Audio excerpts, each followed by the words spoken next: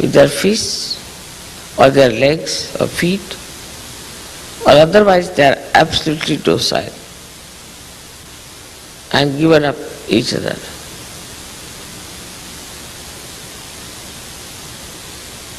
It is such a misunderstanding we have without Hamsa Chakra being enlightened. That we take to things which were so dangerous for us, for our society long time back, just for granted. And we start doing the same thing. If not go down to that level, but we try to keep company with such people, we try to so-called help them, whatever we try to do for them all the time. We are so indiscreet that whatever we try to do for others, anything, either there is some sort of a passion or a obsession or some sort of a gain or whatever it is, then it is indiscreet, absolutely indiscreet. Because you don't do anything, it just flows, goes to everyone. So in the ashram the life should be very pure, the relationship should be very pure. There should be respect of the elders. Those who cannot respect their elders will have a right issue with the problem always. They must know how to respect their elders and a proper respect of the representative of your Guru.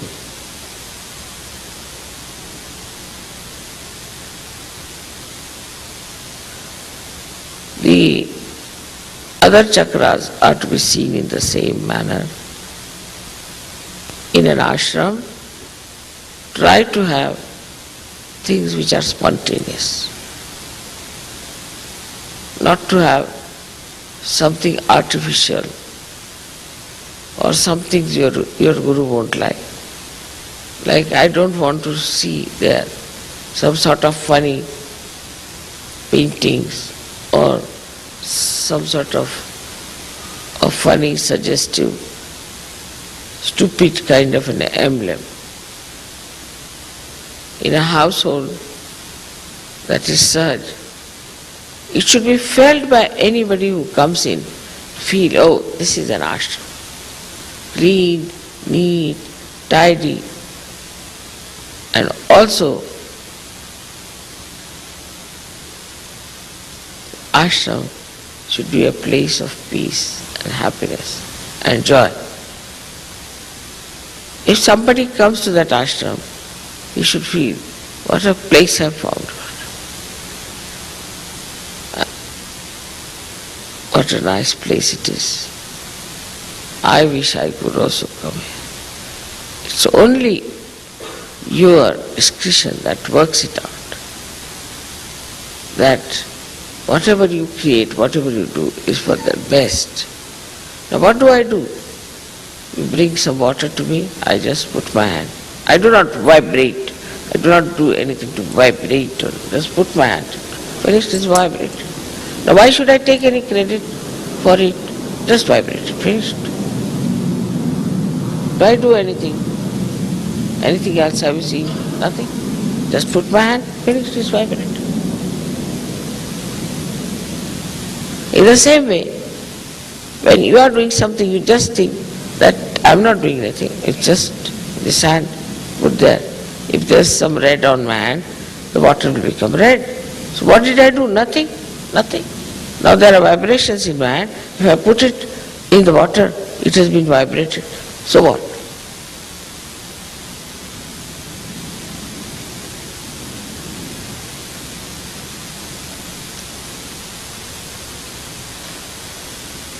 Now in the ashram, I have seen people are not alert at all.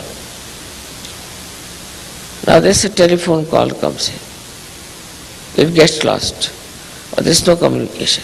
One person doesn't tell another person what is the telephone that has come. But even in the household, we have to be careful and alert.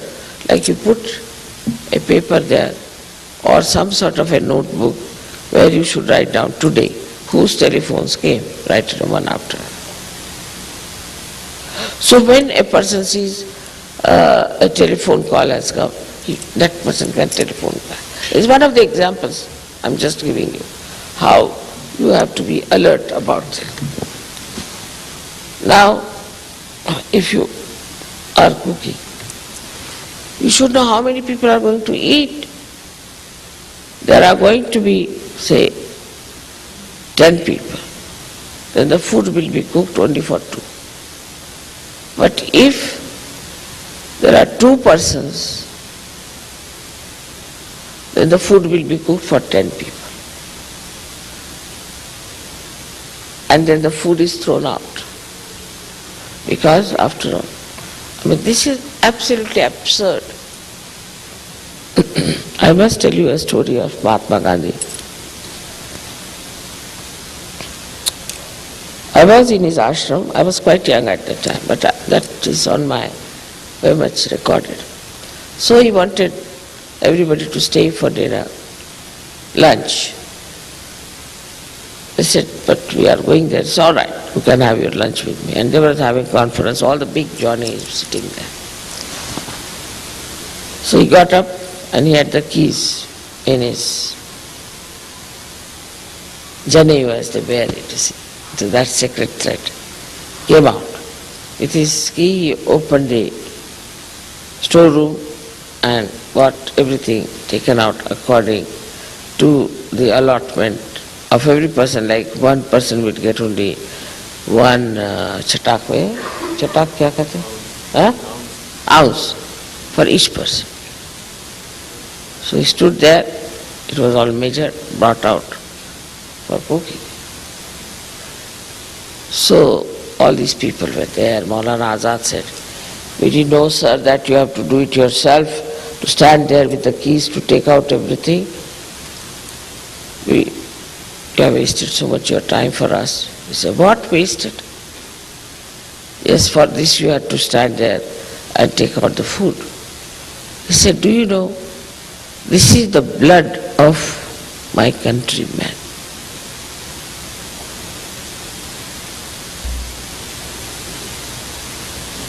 There are so many people starving in this world. And if you throw food like that, I assure you, one day you will be starving. You cannot insult food like that. But you have to be alert. You go to an ashram, I've seen in Australia, everywhere it happens. You just go and ask them, all right, have you got ghee with you? No. Then what oil you have? I said, what oil? Only going on like this. What is this? What oil you have got? No one knows what oil they have got. They don't know, they don't read what oils they have got. So somebody brings an oil bottle. I read it, castor oil. Castor oil? Yes, what else? I said, do you know for what castor oil is used? No, mother. Do you cook in this oil? I don't know.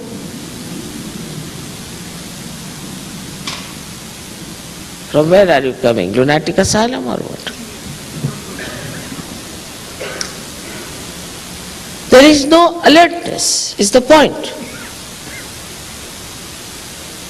So you have to get up at 4 o'clock, 4:30.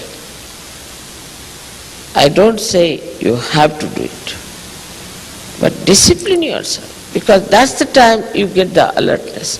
The first shooting off the rays of the sun gives you that. You'll always see me early in the morning awake. Not that I need that, but for your sake I get up. You can sleep later on, but that time you just get up. First, rays. Sun comes much later, the rays come first. That gives you alertness. Then you have your bath, do your pujas, you are ready. By 6 o'clock you are ready and alert. But the alertness should be about everything. Now supposing I ask, where did you buy this? This should never be answered for anything. Where do you get this made? I know everything. If you ask, I may not know about this, but I'll find out from where did you get it, and I will know.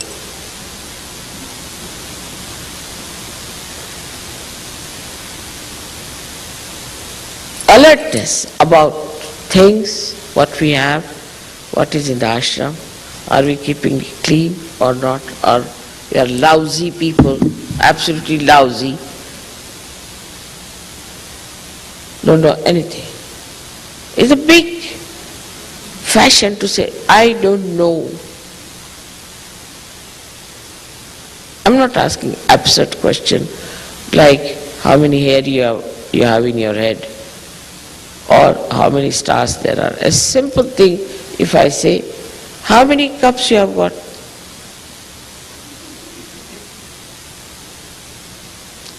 Same with the men, I have seen. It's not with the women, but men also do not have that alertness that they should have. There's no communication among themselves. They have more alertness because they are right side. But they have no alertness about the feelings of others. Like there's a husband who is very rude to his wife, always insults. The alertness of the man should be in the ashram is to shave off his head and also shave off his mustaches and ask him just to go about with a pajama. Or even then he misbehaves, then get a donkey and make him sit on that. Even then if he misbehaves, then tell him, no water available for you. Do what you like. Such punishment should be given to a man who misbehaves, who has no emotional feelings towards his wife, who ill-treats. Or somebody who is very romantic, also you should make fun of that person. You see, the alertness of men is very important to see. Also they should be alert as to how the money is spent. You know very well how they have made money out of me in San Diego ashram. Nobody bothered even to find out what's happening to this. They are paying their rent, finished. Where are they spending? What are they doing about it? Nobody knows about it. Ask them, did you find out where they were sending money? Did they send me the money, my rents, things, nothing? We don't know, mother. We didn't see. We didn't bother. There should be alertness as to how much money is going where it is spent, how much you have got. This thing. You go to an ashram, you ask them, now, how much money you have got? Means what? You don't know how much money you have got? No, mother, we went to that place and then we bought 20 tins of fish. So all money was exhausted. But why? Why did you buy 20 tins of fish? Because the women said you better buy 20 fish. How many there are to it? Like that, they have no idea, no alertness, nothing. It's all a mess.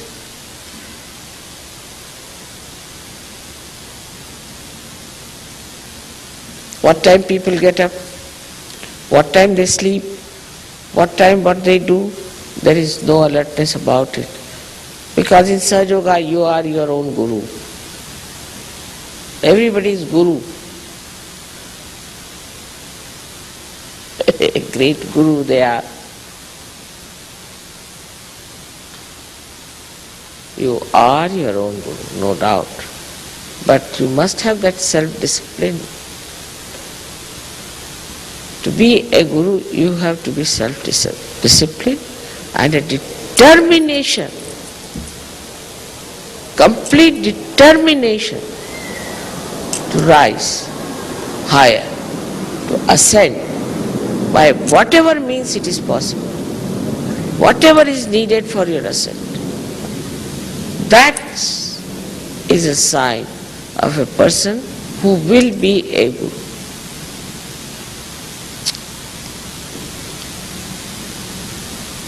There is no communication, there is a communication gap, there is no understanding of each other, there are problems, there is no emotional attachment to anyone. That's not an ashram.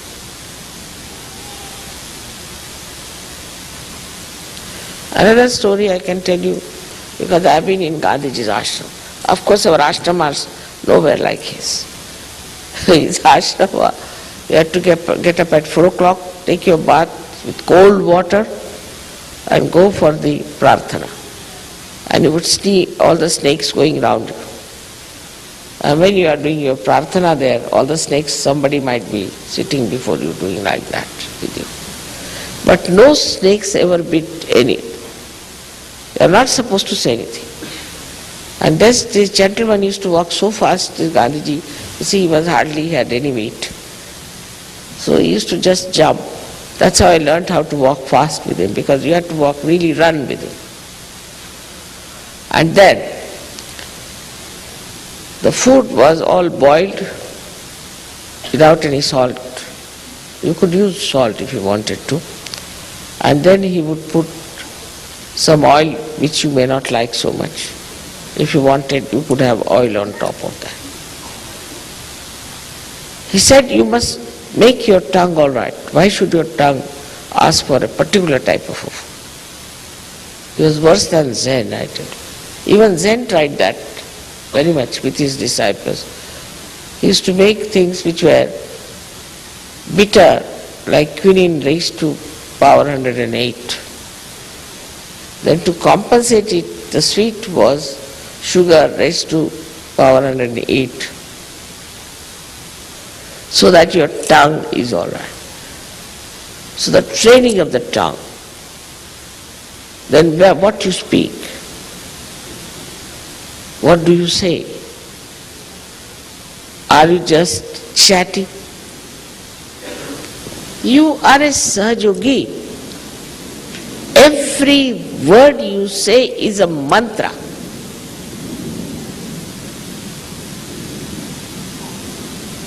These ashrams are much higher and greater than all the ashrams of the world, even Gandhiji's ashram. Do you know that you are the instruments of God Almighty? And when you speak, every word of yours is a mantra. Whatever is your desire is the command.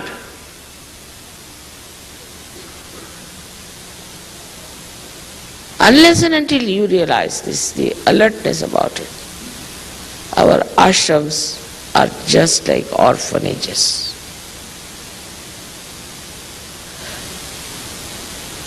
People like a leader to be sweet, sweetie pie, so that they can eat very well, the leader. Or somebody overly strict comes in, he's another Hitler. There's no discretion that you have to be strict. At the same time, you have to be loving, caring, protecting. Many things can be said in humor. That doesn't give such a sting to people. But a Sahajogi should think highly honored that mother is saying something to him that you have to do this or do that she's so much bothered about your family, about your children, about your ashram.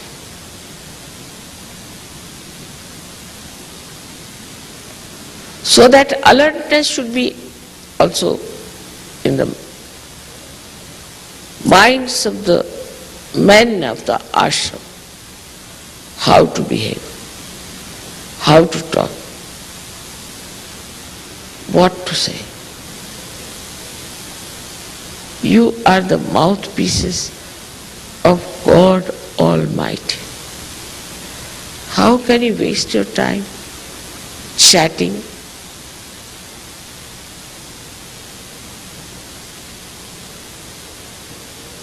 So it is to be realized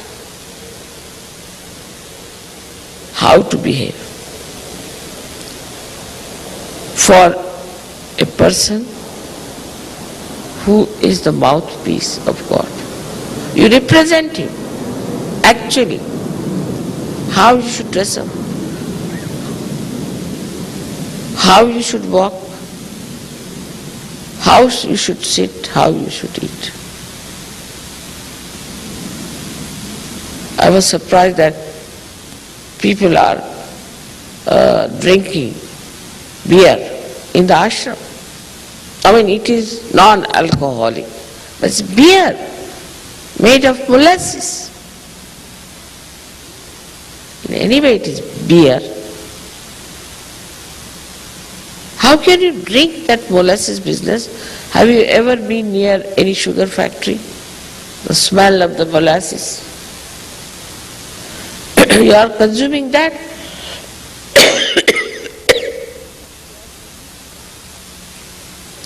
So whatever you are eating, whatever you are spending, whatever you are talking, I mean whatever is the extroversion, whatever is outside, must express to your inside.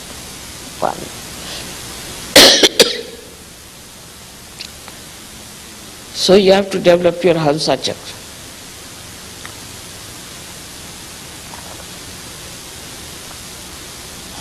Self-disciplining and introspection. Why do I do such a thing? I am a Sahaja. Ask this question every morning, and in the evening, please note it down. What did I do for Sahaja?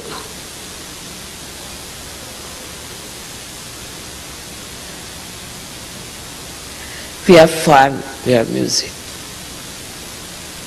we have everything.